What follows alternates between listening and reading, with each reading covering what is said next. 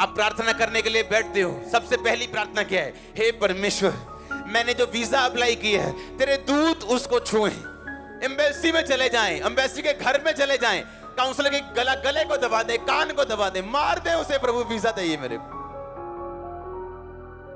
इसका मतलब आपकी प्रेयर सेल्फ सेंटर्ड है और पूरे चांस हैं आपकी प्रार्थना का उत्तर ना आने की, क्योंकि बाइबल इस प्रकार कहती, उसमें लिखा तूने मांगा पर पाया नहीं, इसलिए तू व्यभिचार में उसे उड़ा दे। हालेलुया। तूने मांगा पर पाया नहीं, इसलिए कि व्यभिचार में उड़ा दे। अगर तुम खुदा की सेवा करोगे तो क्या लगता है खुदावन तुम्हें मजदूरी नहीं देगा? तुम उसकी महिमा करोगे, तुम्हें क्या लगता है वो तुम्हें ऊंचा नहीं करेगा? तूने जो मेरे नाम को जान लिया और मुझसे प्यार किया है, इसलिए मैं तुझे छुड़ाऊंगा। बाइबल ऐसे कहती है, हाँ या ना? कहती है कि नहीं कहती? लेकिन जब प्रार्थना सेल्फ सेंटर्ड है, पहली प्रार्थना जब आप वचन में बैठे, प्रार्थना में बैठे, आपकी पहली प्रार्थना होनी चाहिए, परमेश्वर मैं तुझे और जानना और समझना चाहता हूं। दूसरी प्रार्थना होनी चाहिए, परमेश्वर मैं तेरे वचनों की गहराई को समझना चाहता हूं। तीसरी प्रार्थना आपकी गैर भाषा होनी चाहिए। चौथी प्रार्थना आपकी कमियां कमजोरियां होनी चाहिए कि परमेश्वर ये मेरी लाइफ की कमजोरी है जिससे मैं बाहर आना चाहती हूं, बाहर आना चाहता हूं। पांचवी छठवीं प्रार्थना फिर भी आपकी यही होनी चाहिए कि तू लोगों को बचा, मेरे घराने को बचा, हमारे उद्धार को और तू फैला परमेश्वर। और फिर आप अपनी प्रार्थना रखो जो रखनी, कि परमेश्वर अगर तू चाहे तो ये भी हो सकता है, अगर तू चाहे तो मेरा वीजा भी आ सकता है, अगर तू चाहे मेरा लंगड़ापन भी ठीक हो सकता है, मुझे बेबी मिल सकता है, सब कुछ हो सकता है तेरे नाम में। पर आपकी पहली प्रार्थना ही ऐसी है जिससे परमेश्वर को लगता है कि आप सिर्फ सेल्फिश लोग हैं और अपने मोटिव्स को आप मेरे से पूरा करवाना चाहते हैं। बस आपको कंटेनर से प्यार नहीं, लेकिन जो कंटेनर के अंदर चीजें हैं आपको उससे प्यार है। आपको बाप से प्यार नहीं, पर बाप की प्रॉपर्टी से प्यार है। ऐसे बच्चे नाजायज कहलाते हैं और गलत कहलाते हैं। ऐसे बच्चों से बाप कभी प्यार नहीं करता। आपकी फर्स्ट प्रेयर होनी चाहिए परमेश्वर में बढ़ने के लिए, अपने उद्धार में बने रहने के लिए, उसका थैंक्स करने के लिए, पास्ट में जो उसने आपकी लाइफ में काम किए। जब परमेश्वर ने देखा यहोजकेल तूने बड़ी बुद्धि के साथ उत्तर दिया है, बड़े दिमाग से उत्तर दिया तूने आत्मा से, कि मैं नहीं जानता परमेश्वर क्या ये हड्डियां जी सकती कि नहीं। परमेश्वर ने कहा तू भविष्यवाणी कर कि ये हड्डियां जी उठें। आत्मा उसमें आया। आत्मा आप पे उतरता है जब आप परमेश्वर की मर्जी को पूरा करते हो। आत्मा आप पे उतरता है जब आप परमेश्वर की विल पे चलते हो। आत्मा आपके कामों पे उतरता है जब आप परमेश्वर के साथ साथ चलते हो। आप सेल्फिश नहीं हो तो आत्मा आप पे उतरता है। आज लोग सेल्फिश हैं, आत्मा नहीं उतरता उन पे।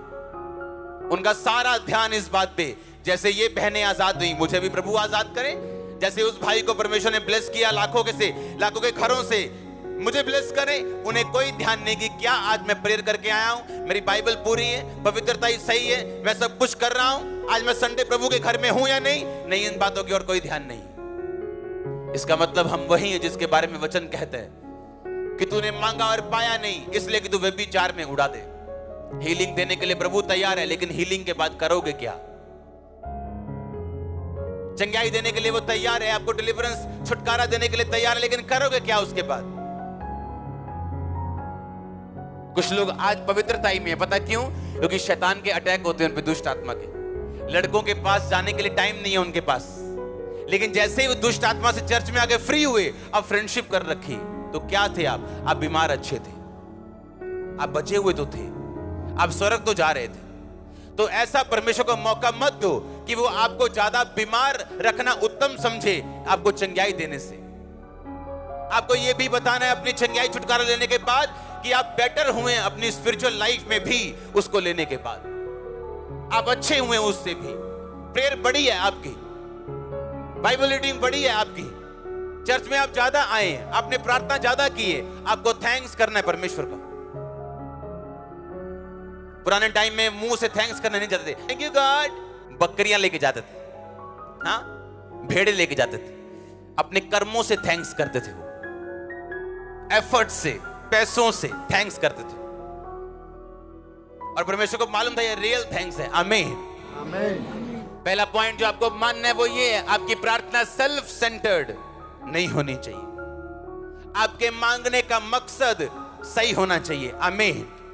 आप तैयार हैं इस पॉइंट को फॉलो करने के लिए? आमीन। छोटा ऊंचा चाहिए, सब सेक्शन से और ऑनलाइन से। हालेलुया। पहला पॉइंट क्या है? आपकी प्रार्थना सेल्फ सेंटर्ड नहीं होनी चाहिए, मोटिव उसका सही होना चाहिए। आमीन।